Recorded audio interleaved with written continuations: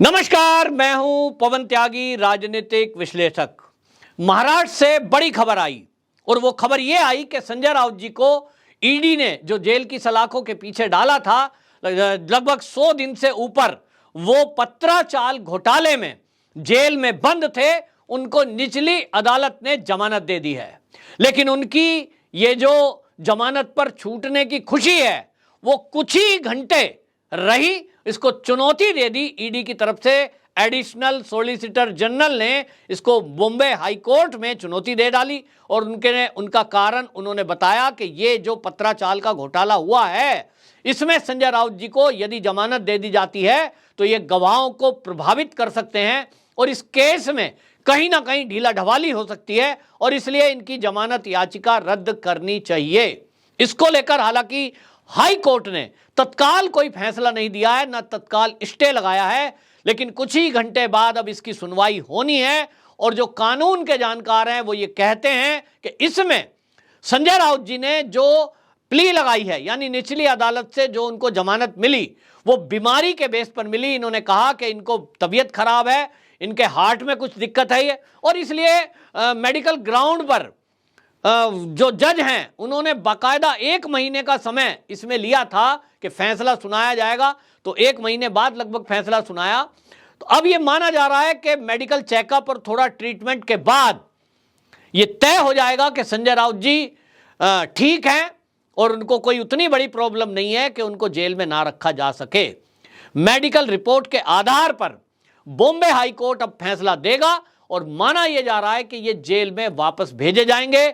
इनका ये जो बीमारी के बेस पर ग्राउंड पर जो इनको जमानत मिली है, ये कानून के जानकार कह रहे हैं कि ये रद्द हो सकती है, क्योंकि ऐसा माना जा रहा है कि इतनी भी तबीयत खराब नहीं है कि ये जेल में ना रखे जा सकें और जेल का जो डॉक्टर है, वहां का जो प्रशासन है, वो इनकी देखभाल ना कर सके। बहरहाल संजय राउत जी जो खुश हो रहे हैं कि भाई उनको जो है जमानत मिल गई है और अब वो राजनीति में फिर से एक्टिव होंगे, फिर से कुछ बड़ा होगा, लेकिन ये कुछ ही घंटों बाद इनका वापस गम में बदलने वाला है, क्योंकि कानून के जानकार कह रहे हैं कि बॉम्बे हाई कोर्ट इनको फिर से अरेस्ट करने का वारंट जारी कर सकती है। कि संजय राउत जी के चलते ये सारा घपला घोटाला पत्राचाल का हुआ और उसमें जो घपला घोटाला हुआ जिसमें 47 एकड़ सरकारी जमीन, जिसके अंदर गरीबों के लिए लगभग 650 फ्लैट बनाकर तैयार करके उनको देने थे, वो पत्राचाल के लोग उनको वहां से पुनर्वास कराना था, यानी उनके पुराने घरों को तोड़कर नया घर बनाने थे और बिल्डर को ये ठेका दिया गया कि आप पहले इनको फ्लैट देंगे, उसके बाद बाकी बचे हुए जगह में 3000 फ्लैट आपको बनाकर महाडा को सौंपने हैं। इस सारे घोटाले में 1000 करोड़ रुपए का लगभग घोटाला हुआ, 1034 करोड़ का घोटाला। ये सरकारी आंकड़े बताते हैं कि वो जो जमीन थी पत्राचाल के लोगों से खाली करा दी गई, 14 साल बाद तक भी उनको एक सिंगल फ्लैट नहीं मिला और वो जमीन जो उन गरीबों के नाम थी, जिसके ऊपर बिल्डिंगें बना दी गई, वो बिल्डरों को बांट दी गई और इस बांट में उसका जो लाभ है, बिल्डरों ने जो कमाया, वो नेताओं ने आपस में बांट खाया। इसी में एक ट्रांजैक्शन संजय राउत की पत्नी के खाते में मिली, संजय राउत जी के नाम एक फ्लैट मिला और एक प्लॉट मिला। इसी सब में जो कड़ियां जोड़ी गई तो पता चला कि कई नेताओं ने मिलकर के ये घपला घोटाला किया है और ईडी ने इसी मामले में संजय राउत जी को जुलाई से उनको पकड़ करके जेल की सलाखों के पीछे डाला हुआ था। अब लगातार वो अपनी बीमारी का हवाला दे रहे हैं। जब से जेल में गए हैं उनका वकील बार बार कोर्ट जाता है कि साहब संजय राउत जी की तबीयत खराब है, वो तो बीमार हैं। ये बात अलग है कि वो जब ले जाए जाते हैं कोर्ट में तो वो विक्ट्री का साइन दिखाते हैं, कभी जयकारा लगाते हैं, यानी ऐसा दिखाने की कोशिश कर रहे हैं जैसे कि बहुत एक महान काम करके वो जेल में गए हैं और उन्होंने देश के लिए, महाराष्ट्र के लिए, मराठाओं के लिए कोई बहुत बड़ा काम किया है।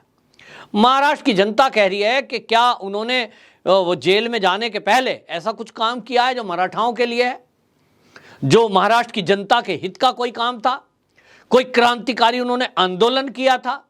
तो नहीं। जनता जानती है कि उन्होंने वो काम किया जो गरीबों की बद्दुआ ली।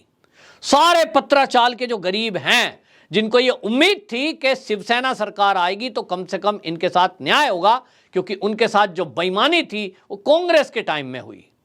लेकिन उनके होश उड़ गए जब उन्होंने ये देखा कि जैसे ही चुनाव हुआ, उन्होंने अलायंस लिया था, चुनाव लड़े थे भाजपा के साथ मिलकर, लेकिन शिवसेना पद लेने के चक्कर में उन्हीं लोगों के साथ मिल गई जिन्होंने ये पत्राचाल के घोटाले किए थे, उन्हीं के साथ गठबंधन कर दिया। वही नेता मिल गए जिनको हिस्सा मिला। और इसलिए पत्राचाल के जो ये गरीब थे, इनमें से कई तो उसी समय हार्ट अटैक से, बीमारियों से मर गए जब ये महाविकास अघाड़ी गठबंधन बना। उनको झटका लगा कि भाई अब उम्मीद नहीं है। एक उम्मीद थी कि भाजपा शिवसेना की सरकार आ जाएगी तो ये जो घोटाले हैं ये खुलेंगे, दोषी जेल के अंदर जाएंगे और उनको न्याय मिलेगा, उनको उनका मकान मिलेगा। लेकिन उनके सपने चकनाचूर हो गए जब ये महाविकास अघाड़ी गठबंधन बन गया। उन्होंने कहा ये तो वही लोग हैं जिन्होंने हमारे घर छीने, ये तो सब मिल गए। तो एक कहावत बोली जाती है हमारे इधर यूपी में, चोर चोर मौसेरे भाई। चोर चोर मौसेरे भाई माने मौसी मौसी के भाई बन जाते हैं सब। तो लोगों ने कहा कि राजनीति में जो हमें झटका लगा है, वो जो केवल कहते हैं ना देवेंद्र फडणवीस कि भाजपा के साथ शिवसेना ने, उद्धव ठाकरे ने धोखा किया, वो केवल भाजपा के साथ धोखा नहीं हुआ, वो महाराष्ट्र की करोड़ों जनता के साथ धोखा हुआ, वो पत्राचाल के गरीबों के साथ धोखा हुआ, वो उन लोगों को धोखा हुआ जो ये उम्मीद में थे कि सरकार बनेगी तो देवेंद्र फडणवीस मुख्यमंत्री बनेंगे और कहीं ना कहीं उद्धव ठाकरे जी उप मुख्यमंत्री बनेंगे और ये दोनों दल मिलकर के, एनसीपी हो या कांग्रेस हो, उन्होंने जो घपले घोटाले किए हैं, जो पाप किए हैं, उनको उजागर करेंगे और लोगों को न्याय मिलेगा। लोगों को उम्मीद थी, सुशांत सिंह राजपूत की हत्या हुई, लोग उम्मीद करते थे किसी दिन आएगा, सरकार बदलेगी, ये सरकार जाएगी। अब उद्धव ठाकरे मुख्यमंत्री थे, आपने देखा कुछ नहीं। तो पत्राचाल का घोटाला हो, सुशांत सिंह राजपूत हत्या का मामला हो, चाहे वो पुलिस पोस्टिंग में घोटाला हो, इन्होंने तो सब पे पानी फेर दिया। जनता निराश हो चुकी थी। अब सत्ता बदली है, समय बदला है, माहौल बदला है और इसलिए अब एक एक करके घोटालेबाज जेल की सलाखों के पीछे जा रहे हैं।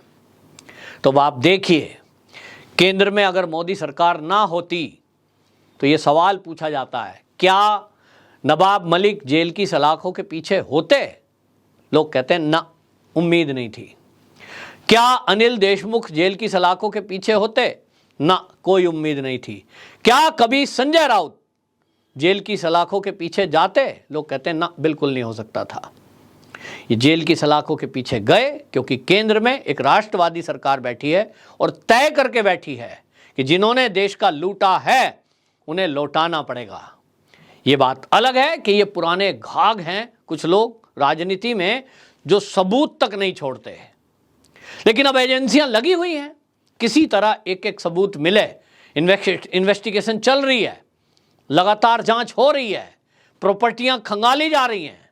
ये कितने भी उस्ताद क्यों ना हो, अपराध करने वाला कितना भी दिमागदार क्यों ना हो, एजेंसियां उससे 4 कदम आगे होती हैं। हाँ, ये है वो एक डायलॉग है कि सत्य को पराजित नहीं किया जा सकता, सत्य परेशान जरूर हो सकता है। तो जो सच के रास्ते पर चल रहे हैं, जो वो पत्राचाल के गरीब हैं, जिनको फ्लैट मिलने की उम्मीद है, वो परेशान जरूर किए गए हैं। आज नहीं, 14 साल से परेशान हो रहे हैं। लेकिन अब उनको उम्मीद जगी है कि चलो देर सवेर ही सही, अपराधी जेल में गए, थोड़ी उनको तसल्ली मिल रही है। लेकिन वो कह रहे हैं कि इसमें तत्काल अभी फैसला होना बाकी है, अपराध घोषित होने बाकी हैं, इसमें और लोग अभी पकड़े जाने बाकी हैं। जो इस घपले घोटाले में थे, वो संजय राउत एक अकेले नहीं थे जो आरोप लग रहे हैं, उनके साथ और भी कई हैं। लेकिन राजनीति के चलते, कुछ रुकावटों के चलते, कुछ सबूतों के अभाव में अभी वो जेल की सलाखों के पीछे नहीं गए हैं। माना जा रहा है कि अभी दिसंबर में बीएमसी का चुनाव हो जाएगा, कुछ ही दिन बचे हैं। इसके बाद आप देखेंगे कि वो नेता भी जेल की सलाखों के पीछे जाएंगे जो अभी इस पूरे घपले घोटाले में और हिस्सेदार थे। तो ये माना जा रहा है। और इसलिए आपको बता दूं, अब इस मामले में जो संजय राउत हैं, अभी वो निचली अदालत ने उनको जमानत दी है, लेकिन मुसीबतें उनकी बढ़ेंगी और ये मुसीबतें इस कदर बढ़ेंगी कि उनको हाई कोर्ट में जो एडिशनल सॉलिसिटर जनरल हैं उन्होंने इसको चैलेंज किया है और अब इनको जेल में जाना पड़ेगा, ऐसा माना जा रहा है। और इसलिए ये माना जा रहा है कि जब ईडी इस निचली अदालत के फैसले को हाई कोर्ट में जो कि चुनौती दे रही है, जब इस पर सुनवाई होगी तो निश्चित रूप से संजय राउत दोबारा से जेल में जाएंगे और इनकी जेल तब तक जारी रहेगी जब तक कि एक एक गुनाहगार, पत्राचाल का घोटालेबाज जेल की सलाखों के पीछे ना चला जाए। वंदे मातरम।